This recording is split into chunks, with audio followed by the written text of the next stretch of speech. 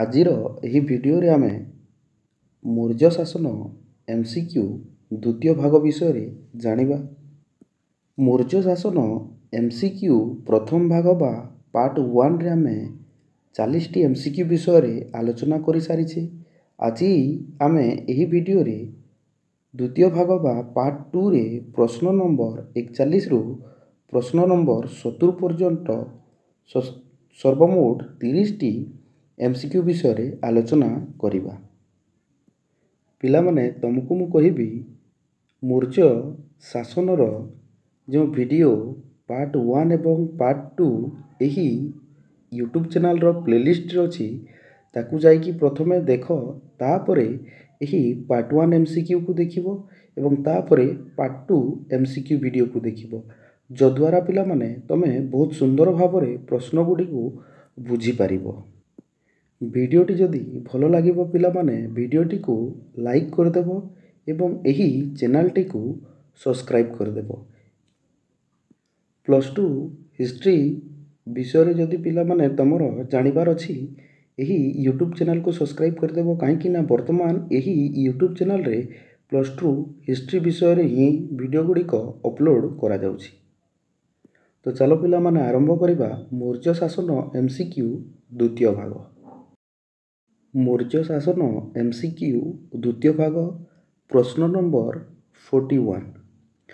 ଧର୍ମସ୍ତୀୟ ନ୍ୟାୟାଳୟରେ କେତେ ଜଣ ବିଚାରପତି ଥିଲେ? ଧର୍ମସ୍ତୀୟ ନ୍ୟାୟାଳୟରେ 6 ଜଣ ବିଚାରପତି ଥିଲେ। କଣ୍ଟକ ଶୋଧନ ନ୍ୟାୟାଳୟରେ କେତେ ଜଣ ବିଚାରପତି ଥିଲେ? କଣ୍ଟକ ଶୋଧନ ନ୍ୟାୟାଳୟରେ 3 ଜଣ ବିଚାରପତି ଥିଲେ।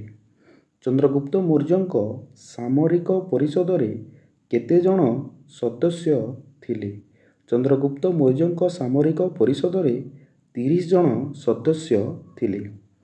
ମୌର୍ଯ୍ୟ ସାମ୍ରାଜ୍ୟର ସାମରିକ ବିଭାଗ କେତେ ଭାଗରେ ବିଭାଜନ ହୋଇଥିଲା? ମୌର୍ଯ୍ୟ ସାମ୍ରାଜ୍ୟର ସାମରିକ ବିଭାଗ 6 ଭାଗରେ ବିଭାଜନ ହୋଇଥିଲା। ମୌର୍ଯ୍ୟ ସାମ୍ରାଜ୍ୟର ସାମରିକ ବିଭାଗ ପ୍ରତ୍ୟେକ ବିଭାଗରେ କେତେ ଜଣ ମୁଖ୍ୟ ଥିଲେ? ମୌର୍ଯ୍ୟ ସାମ୍ରାଜ୍ୟର ସାମରିକ ବିଭାଗ ପ୍ରତ୍ୟେକ ବିଭାଗରେ 5 ଜଣ ମୁଖ୍ୟ ଥିଲେ। ପରବର୍ତ୍ତୀ ପ୍ରଶ୍ନ ହେଉଛି ପିଲାମାନେ, ଆହତ ସୈନ୍ୟମାନଙ୍କ ଉପଚାର ପାଇଁ କେଉଁ ବିଭାଗ ତିଆରି କରାଯାଇଥିଲା?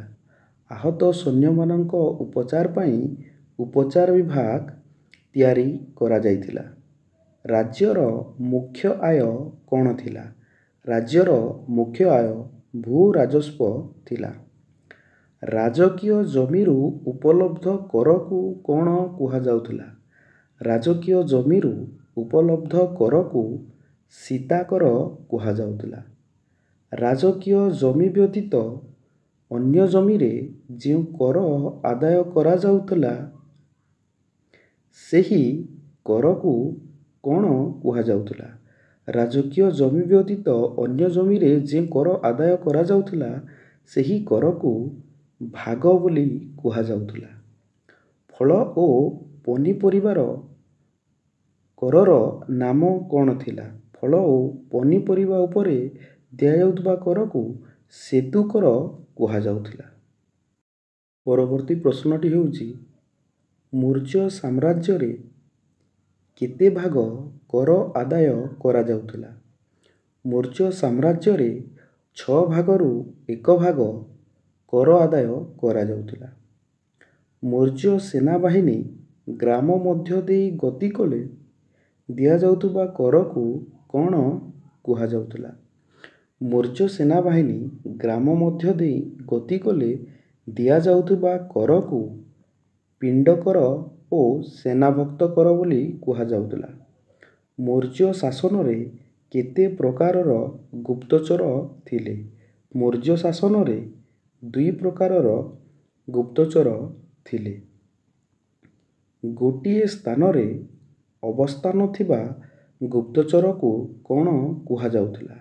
ଗୋଟିଏ ସ୍ଥାନରେ ଅବସ୍ଥାନ ଥିବା ଗୁପ୍ତଚରକୁ ସଂସ୍ଥା ବୋଲି କୁହାଯାଉଥିଲା। ବିଭିନ୍ନ ସ୍ଥାନରେ ନିୟୋଜିତ ଗୁପ୍ତଚରମାନଙ୍କୁ କ'ଣ କୁହାଯାଉଥିଲା? ବିଭିନ୍ନ ସ୍ଥାନରେ ନିୟୋଜିତ ଗୁପ୍ତଚରମାନଙ୍କୁ ସଞ୍ଚାରକ ବୋଲି କୁହାଯାଉଥିଲା। ପରବର୍ତ୍ତୀ ପ୍ରଶ୍ନଟି ହେଉଛି ପିଲାମାନେ, ନାରୀମାନେ କେଉଁ ସାମ୍ରାଜ୍ୟର ଶାସନରେ ଗୁପ୍ତଚର ଥିଲେ? ନାରୀମାନେ ମୌର୍ଯ୍ୟ ସାମ୍ରାଜ୍ୟର ଶାସନରେ ଗୁପ୍ତଚର ଥିଲେ। ମୌର୍ଯ୍ୟ ସାମ୍ରାଜ୍ୟର ପଞ୍ଚମ ପ୍ରଦେଶ କ'ଣ ଥିଲା? ମୌର୍ଯ୍ୟ ସାମ୍ରାଜ୍ୟର ପଞ୍ଚମ ପ୍ରଦେଶ କଳିଙ୍ଗ ଥିଲା। କଳିଙ୍ଗର ରାଜଧାନୀ କ'ଣ ଥିଲା? କଳିଙ୍ଗର ରାଜଧାନୀ ତୋଷାଳୀ ଥିଲା। କଳିଙ୍ଗର ଦ୍ୱିତୀୟ ଶାସନ କେନ୍ଦ୍ର କ'ଣ ଥିଲା? କଳିଙ୍ଗର ଦ୍ୱିତୀୟ ଶାସନ କେନ୍ଦ୍ର ସମପା ଥିଲା। ମୌର୍ଯ୍ୟ ସାମ୍ରାଜ୍ୟର ପ୍ରଜାମାନଙ୍କର ଧର୍ମର ବିକାଶ ଦାୟିତ୍ୱରେ କିଏ ଥିଲେ?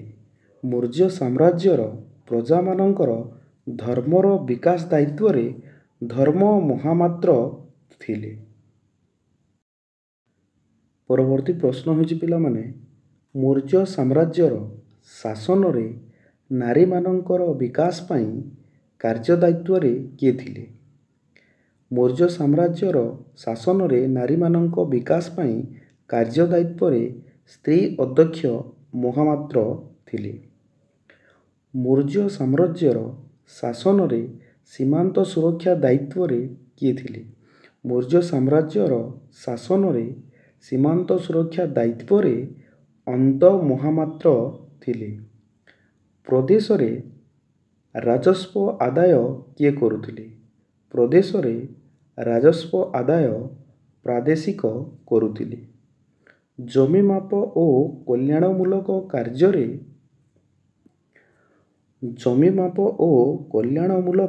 କାର୍ଯ୍ୟର ତଦାରଖ କିଏ କରୁଥିଲେ? ଜମି ମାପ ଓ କଲ୍ୟାଣମୂଳକ କାର୍ଯ୍ୟର ତଦାରଖ ରାଜୁକ କରୁଥିଲେ। ରାଜକୋଷ ଦାୟିତ୍ୱରେ କିଏ ଥିଲେ? ରାଜକୋଷ ଦାୟିତ୍ୱରେ ଯୁକ୍ତ ଥିଲେ। ପରବର୍ତ୍ତୀ ପ୍ରଶ୍ନ ହେଉଛି, ସହରର କର୍ମଚାରୀ କିଏ ଥିଲେ? ସହରର କର୍ମଚାରୀ ନଗର ବ୍ୟବହାରିକ ଥିଲେ। ଜନହିତକର କାର୍ଯ୍ୟରେ କିଏ ନିୟୋଜିତ ଥିଲେ? ଜନହିତକର କାର୍ଯ୍ୟରେ ବ୍ରଜଭୂମିକ ନିୟୋଜିତ ଥିଲେ। ମୌର୍ଯ୍ୟ ସାମ୍ରାଜ୍ୟର ଶାସନରେ ସାମ୍ବାଦିକଙ୍କୁ କ'ଣ କୁହାଯାଉଥିଲା? ମୌର୍ଯ୍ୟ ସାମ୍ରାଜ୍ୟର ଶାସନରେ ସାମ୍ବାଦିକଙ୍କୁ ପ୍ରତିବେଦକ କୁହାଯାଉଥିଲା। ମୌର୍ଯ୍ୟ ସାମ୍ରାଜ୍ୟର କେଉଁ ରାଜା ପ୍ରଜାବତ୍ସଳ ରୂପେ ପରିଗଣିତ? ମୌର୍ଯ୍ୟ ସାମ୍ରାଜ୍ୟର ରାଜା ଅଶୋକ ପ୍ରଜାବତ୍ସଳ ରାଜା ରୂପେ ପରିଗଣିତ। ଅଶୋକଙ୍କ ପାଇଁ ପ୍ରଜାପାଳନ କ'ଣ ଥିଲା? ଅଶୋକଙ୍କ ପାଇଁ ପ୍ରଜାପାଳନ ଧର୍ମ ଥିଲା। ମୌର୍ଯ୍ୟ ଶାସନ MCQ ପାର୍ଟ 1ରେ ଆମେ ସର୍ବମୋଟ 40ଟି MCQ ବିଷୟରେ ଜାଣିଲେ ଏବଂ ଆଜିର ଭିଡ଼ିଓରେ ବା ପାର୍ଟ 2ରେ ଆମେ ସର୍ବମୋଟ 30ଟି MCQ ବିଷୟରେ ଜାଣିଲେ ମୌର୍ଯ୍ୟ ଶାସନର। ତ ଟୋଟାଲ ଯଦି ଦେଖିବା ପିଲାମାନେ, ଆମେ ଏହି ମୌର୍ଯ୍ୟ ଶାସନ ଟପିକ୍ ଉପରେ 70ଟି MCQକୁ ଆଲୋଚନା କଲେ। ଆଉ ପରୀକ୍ଷାରେ ଯଦି ବି ତୁମର ଏହି ମୌର୍ଯ୍ୟ ଶାସନରୁ MCQ ଆସେ ପିଲାମାନେ, ତାହେଲେ ଏହି 70ଟି MCQରୁ ହିଁ ପ୍ରଶ୍ନ ଆସିବ। ଏହି 70ଟି MCQ ଛାଡ଼ିଦେଲେ ଅନ୍ୟ କୌଣସି ଆଉ ପ୍ରଶ୍ନ ନାହିଁ ପିଲାମାନେ। ତ ମୁଁ ତୁମମାନଙ୍କୁ କହିବି ପିଲାମାନେ, ଯଦି ତୁମର ଇଚ୍ଛା ଅଛି ଏ ମୌର୍ଯ୍ୟ ଶାସନରୁ ସମସ୍ତ ପ୍ରଶ୍ନ ଯାହା ବି ଆସିବ ତୁମର ପରୀକ୍ଷାରେ MCQ ଯଦି ତୁମେ ରାଇଟ୍ କରିବାକୁ ଚାହୁଁଛ, ତାହେଲେ ଏହି ଭିଡ଼ିଓଟିକୁ ଏଟଲିଷ୍ଟ 2ରୁ 3 ଥର ଯେମିତି ହେଲେ ଦେଖିଦେବ। ଯଦ୍ୱାରା କ'ଣ ହେବ ପିଲାମାନେ, ଏହି MCQ ଗୁଡ଼ିକ ତୁମର ମନରେ ରହିଯିବ ଏବଂ ପରୀକ୍ଷାରେ ଯଦି ପ୍ରଶ୍ନ ଆସିବ ତୁମେ ବହୁତ ସୁନ୍ଦର ଭାବରେ ତାର ଉତ୍ତର କରିପାରିବ।